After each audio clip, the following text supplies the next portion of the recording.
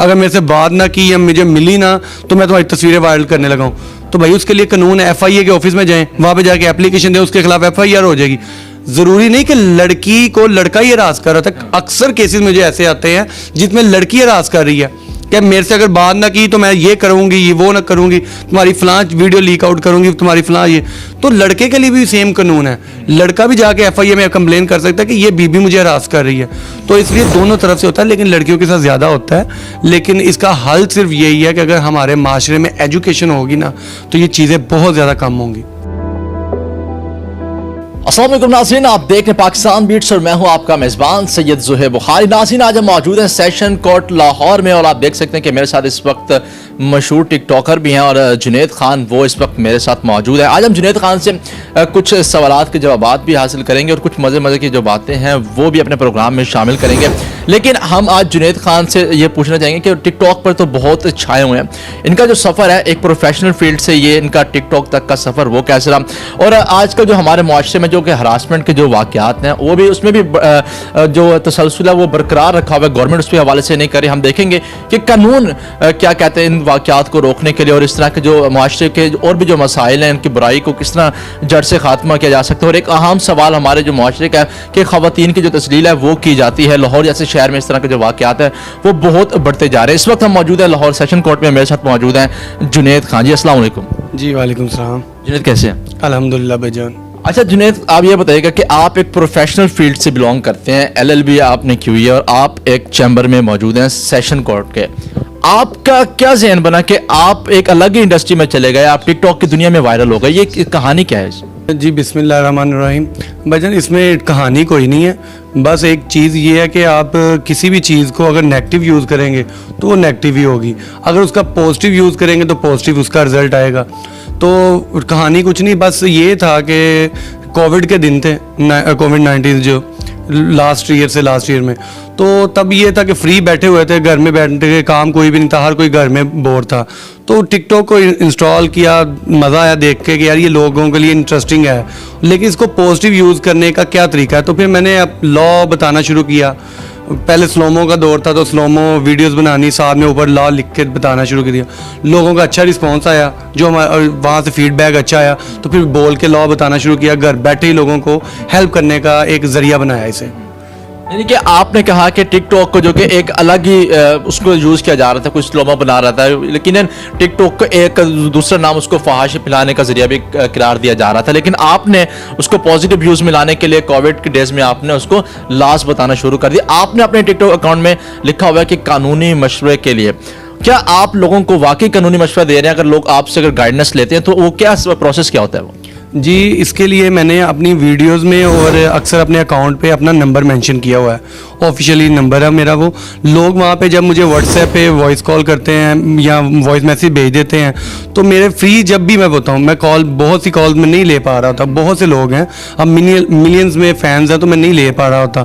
لیکن اس کے لیے میں کیا کرتا ہوں کہ واٹس ایپ پہ مجھے جو کوئی وائس میسیج بھیجتا ہے, میں نے ایک ٹائم رکھا ہوا ہے پورے دن میں, گھنٹے 2 گھنٹے میں نے سب کو جواب دینا ہوتا ہے.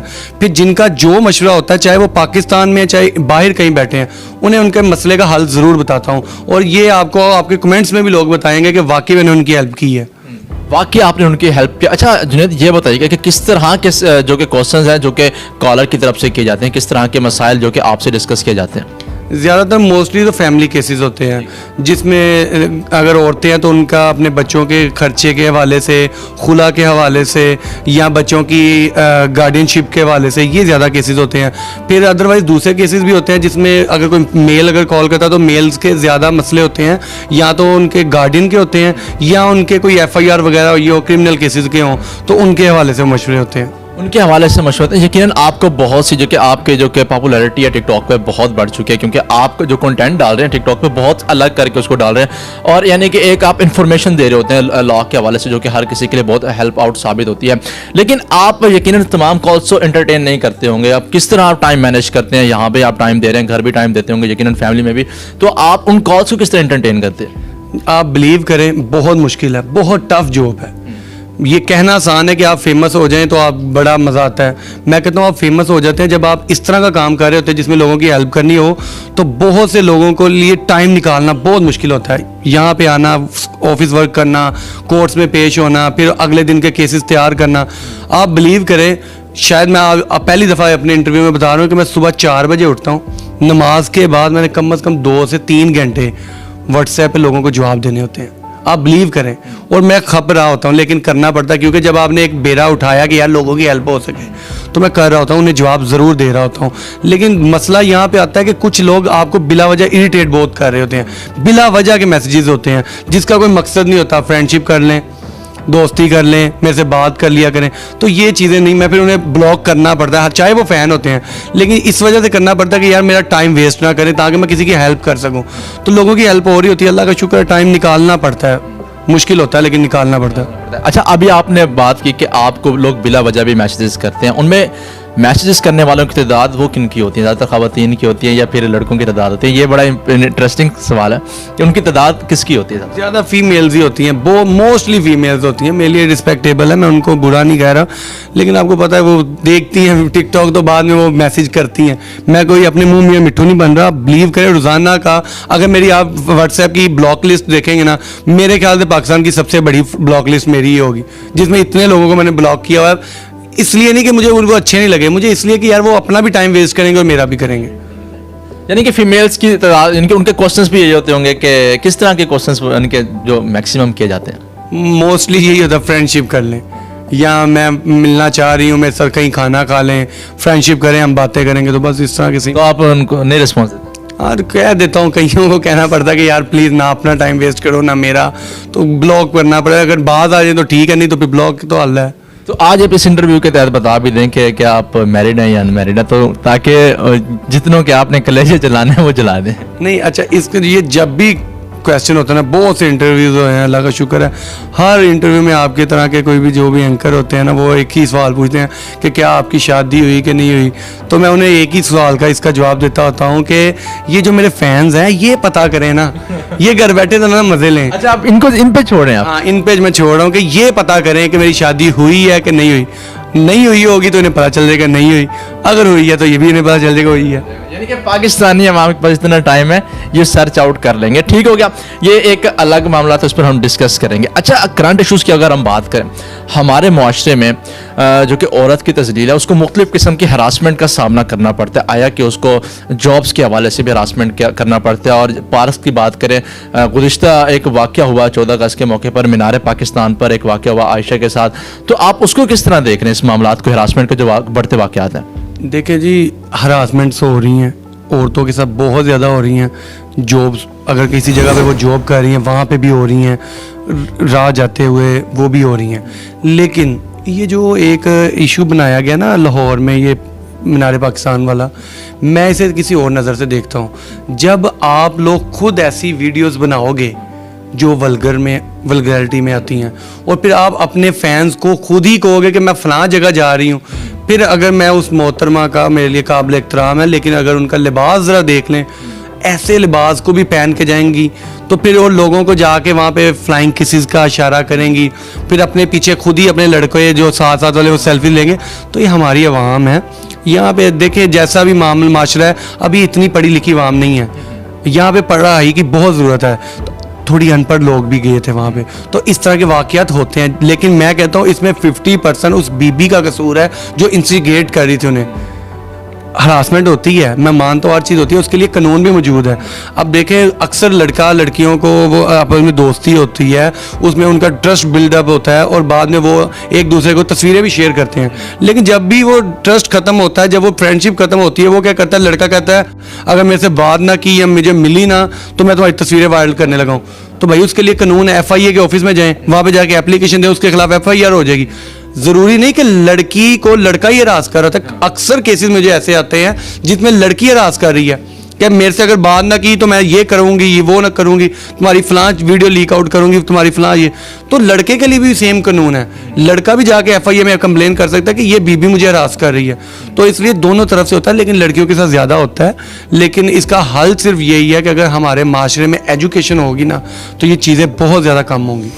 यकीन जुनैद भाई प्लेटफॉर्म्स भी मौजूद हैं जहां पर उनको इंसाफ मिला जा सकता है, लेकिन एक परसेप्शन है कि वहां से हमें इंसाफ नहीं मिलता। क्यों नहीं ये जो गर्ल्स हैं या बॉयज हैं जिनके साथ इस तरह के वाकयात होते हैं वो उन प्लेटफॉर्म को यूज़ करते हैं? आप क्या समझते हैं कि क्या हमारे ये जो प्लेटफॉर्म्स मौजूद हैं जो बिल्ड हुए हैं, जो उन पर करोड़ों रुपये खर्च भी किया जाता है, वो क्यों इंसाफ फराहम नहीं करते? अच्छा, मेन मसला सिर्फ ये है कि ना हमारे अदारों में भी बहुत सी तरक्की होना चाहिए, बहुत ही ज़्यादा ज़रूरत है। इसे अमेंड भी होना चाहिए इन कानूनों को। अभी देखें, एक लड़की इस वजह से भी वो केस नहीं करती जाके FIA के ऑफिस में कि मेरे घर पता चल जाएगा।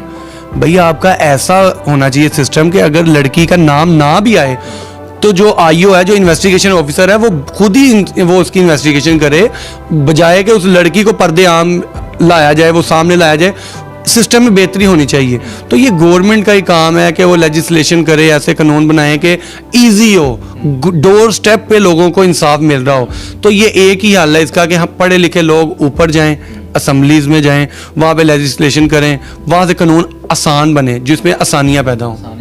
यानी कि इस तरह के हमें अभी भी कुछ रिफॉर्म्स करने की ज़रूरत है, अपने इदारों में रिफॉर्म्स करने की ज़रूरत है ताकि इस तरह के जो वाक़यात हैं वो हरासमेंट में रुक सके। यकीनन लाहौर शहर में जो कि वाक़यात हैं वो डेली रिपोर्ट हो रहे हैं, लेकिन उन पर किसी तरह की कार्रवाई नहीं की जाती। अच्छा, अगर हम बात करें लॉ के हवाले से, जो स्टूडेंट्स हैं लॉ में आना चाह रहे हैं, लेकिन एक परसेप्शन है वकला के हवाले से, वो आप भी बेहतर जानते हैं, हम भी बेहतर जानते हैं कि इस तरह के परसेप्शन किए जाते हैं कि जो बड़ा हो के तुम अगर लॉ करे तो तुम चोर बनोगे, ये बनोगे, लाइक दिस, इस तरह की परसेप्शन है। आप किस तरह देख रहे हैं चीज़ को?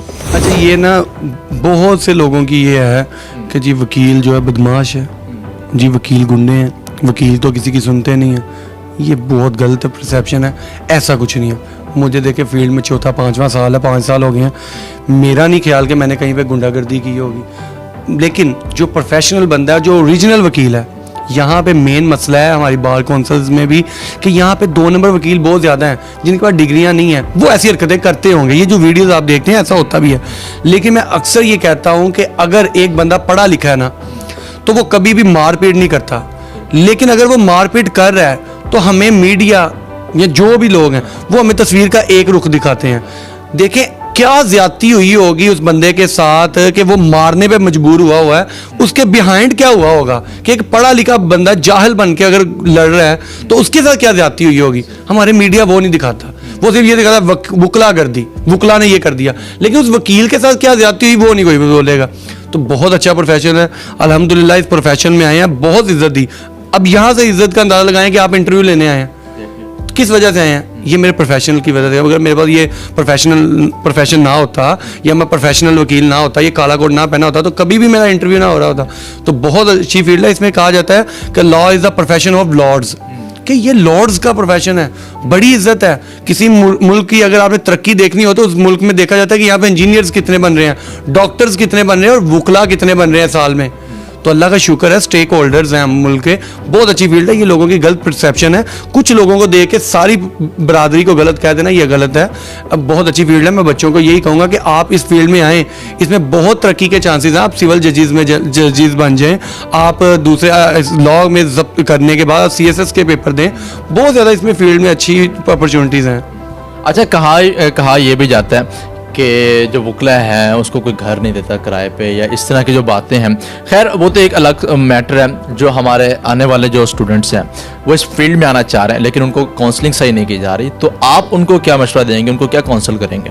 जी देखिए, ये जो आपने बात की ना कि उसे किराए पे घर नहीं देता, ये होता होगा। मैं दोबारा बात रिपीट करूँगा, जो जेली वकील होगा ना वो इस तरह की हरकत करेगा, लेकिन जो प्रोफेशनल वकील है वो कभी भी लॉ को नहीं तोड़ रहा होता। मैं सच्ची आपको बता रहा हूँ। ऐसी ये परसेप्शन है, कोई सीधा चांसेस होंगे भी, लेकिन अगर वो नहीं किराया दे रहे तो भाई आप इधर रेंट कोर्ट में आ जाएं। कोर्ट तो किसी के बाप की नहीं है, कोर्ट ने तो इंसाफ के साथ फैसला करना है। अगर वकील साहब नहीं दे रहे तो वो कानून से बालातर तो नहीं है। रेंट कोर्ट में है, रेंट कंट्रोलर आपका फैसला कर देगा, उसे देना पड़ेगा। तो जो बच्चे हैं, छोटे भाई हैं, छोटी सिस्टर्स हैं, वो आना चाहती हैं, तो मैं ये कहता हूँ मोस्ट वेलकम। बहुत अच्छी फील्ड है, इसमें बहुत ज़्यादा अपॉर्चुनिटीज़ हैं, तो आप इसे लाजमी करें। आपकी स्कूलिंग अच्छी होनी चाहिए, जब स्कूलिंग अच्छी होगी तो आपकी काउंसलिंग अच्छी होती जाएगी और आप इस फील्ड में आएंगे। अच्छा, एक सवाल जो कि रह गया था बीच में, आप बात की कि जो जाली वकील हैं। अच्छा, जाली वकील सबको मालूम है कि जाली वकील हर कचहरी में मौजूद हैं, तो इनके खिलाफ कोई एक्शंस नहीं लिया जाता? जो स्टेक होल्डर्स यहाँ पर मौजूद हैं, इनके खिलाफ कोई एक्शंस नहीं लिया जाता जो कि प्रोफेशनल लोगों को बदनाम करने का एक सबब बन रहे हैं? देखें जी, इस दफ़ा जो हमारे इधर पंजाब बार कौंसिल में भी आए हैं, जो वीसी हैं, जो दूसरे सारे भी टीम आई है मेंबरान की, बहुत अच्छी है, प्रोफेशनल है, उन्होंने इक़दाम भी किए हैं, बहुत से लोगों पे FIRs भी हुई हैं। लेकिन मैं कहता हूँ उसके FIR के बाद ना एक इन्होंने वहाँ पे अपने शिक डाली हुई है कि जनाब अगर वो 3-4 लाख रुपया जुर्माना दें तो वो छूट जाएगा, FIR वापस हो जाएगी। मैं कहता हूँ इसे ख़त्म करना चाहिए ताकि उसे ताहयात पता हो कि वो बिहाइंड द बार जाएगा, और ऐसे लोगों की उन्होंने टीमें बनाई हुई हैं, बहुत इक़दाम हो रहे हैं, लेकिन वक्त लगेगा क्योंकि बहुत पाकिस्तान से कब का बना हुआ तब से अब तक ये माफिया चल रहा है, तो एक टाइम लगेगा। लेकिन ये लोग भी आहिस्ता आहिस्ता कम हो रहे हैं कचहरियों में। कल भी लास्ट टाइम भी हमारे लाहौर बार के सदर ने, एक लेडीज़ वकील थी, उन्हें पकड़ा, जो 2 नंबर थी, पर्चा दिया गया। इस तरह ही हम लोगों को ही वकला को ही चाहिए कि अपने अंदर वो काली भेड़ों को तलाश करें। आखिर में पाकिस्तान भर के वकला के लिए, नई जनरेशन के लिए, और जो बनना चाह रहे हैं, इस फील्ड में आना चाह रहे हैं, आप उनको किस तरह वेलकम करेंगे और एक क्या पैगाम देना चाहेंगे? मैं जी उन्हें यही कहूँगा कि मेहनत करें अपनी, जब आप क्लासेस ले रहे होते हैं, अपनी स्टडी कर रहे होते हैं, तब फुल मेहनत करें, तवज्जो से पढ़ के आएंगे ना, जब आप यहाँ पे आएंगे फिर आप किसी सीनियर को अच्छे को ज्वाइन कर लेंगे, 6 महीने लगेंगे, आपको सारा कुछ पता चल जाएगा। लेकिन अगर आपने नहीं पढ़ा होगा तो यहाँ पे 6 साल भी लगा लेंगे ना, आपको प्रोसीजर का ही नहीं पता चलेगा।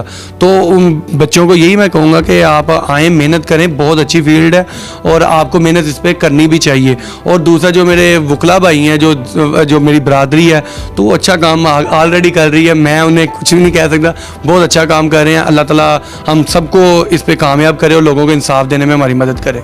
लोगों को इंसाफ देने में अपनी मदद करें, बहुत अच्छा पैगाम दिया। जुनैद खान हमारे साथ मौजूद थे और माशरे की जो तलखियाँ थी उनके और उसके हवाले से हम बात कर रहे थे, जो हरासमेंट के वाक़यात थे, फिर इनका जो ज़िंदगी का एक वाक़या था कि ये प्रोफेशनल फील्ड में थे लेकिन टिकटॉक पर आए और इस तरह के इन्होंने कहा कि मैं पॉजिटिव उसको यूज़ करना चाह रहा था। फिर हमने आयशा का जो वाक़या था उस पर हमने बात की और इस तरह की बात की, और आखिर में हमने जो बात की कि जो स्टूडेंट्स हैं, जो परसेप्शंस हैं उनके रॉन्ग परसेप्शंस हैं, बिल्कुल इस तरह की बात नहीं होती है। आप आएँ, इस फील्ड को ज्वाइन करें, एक बड़ी प्रोफेशनल फील्ड है। जुनैद खान के इंटरव्यू के हवाले से आप क्या राय रखते हैं? कमेंट्स बॉक्स आपकी खिदमत में हाजिर है। अगर आपको हमारी ये वीडियो अच्छी लगी हो तो इसको लाइक जरूर कीजिएगा। इसके अलावा हमारा चैनल पाकिस्तान बीट्स को सब्सक्राइब करना भी मत भूलिएगा। मिलते हैं किसी प्रोग्राम में, तब तक अपने मेजबान सैयद ज़ोहे बुखारी को दीजिए इजाजत। अल्लाह हाफिज।